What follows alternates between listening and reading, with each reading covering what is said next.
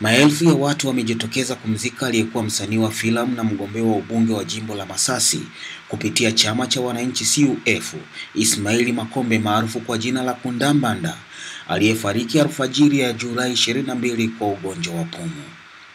Miongoni mwa watu waliohudhuria mazishi hayo ni aliyekuwa mwenyekiti wa CUF Taifa Profesa Ibrahim Lipumba, wabunge wa Ukawa wa mikoa ya Lindi na Mtwara, pamoja na baadhi ya wasanii wa filamu hapa nchini.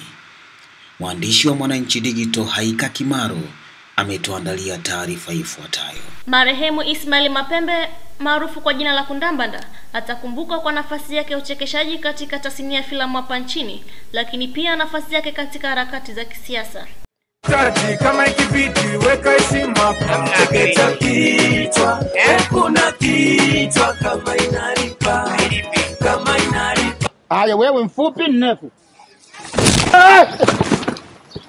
Baada ya kufanya sanaa ya uigizaji, marehemu Kundambanda alijiunga na siasa kupitia chama cha wananchi CUF, ambapo uchaguzi uliopita aliweza kugombea ubunge katika jimbo la Masasi na kushindwa kwa kura 2000 dhidi ya mpinzani wake.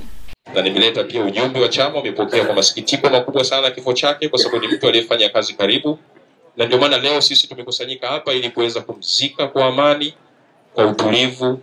Mungu ndo aliyeamua maisha yake yaishie hapa, lakini haina maana kwamba damu yake imepotea. Akitoa salamu za rambirambi, aliyekuwa mwenyekiti wa CUF Taifa Profesa Lipumba amesema marehemu atakumbukwa kwa mchango wake hasa katika kujenga hoja na kuitetea. Hivyo wananchi wa CUF wanapaswa kumwezi kwa kuendeleza hoja zake katika kuwatetea wananchi, kwa sababu yeye alisimamia haki. Haki haijapatikana. Kwa hiyo tuendeleze kazi alokuwa akifanya, tuendeleze kugombea haki mpaka haki ipatikane. Baadhi ya wasanii walioshiriki katika safari yake ya mwisho, akiwemo Muhogo Mchungu, amesema watamkumbuka kwa mengi hasa katika ubunifu wa kazi za sanaa. Ni muhimu sana tumempoteza.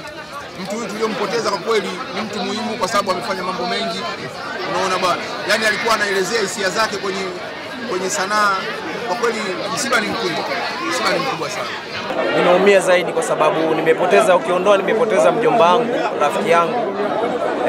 Ni mtu ambaye nilikuwa nafanya naye kazi vizuri, lakini pia nimepoteza msanii ambaye nilimtengeneza kuanzia moja. Marehemu Kundambanda ameeleza kuwa ni pigo kwa familia yake pamoja na chama cha wananchi CUF, na ameacha mjane na mtoto mmoja. Toka Masasi, Haika Kimaro, Mwananchi Digital.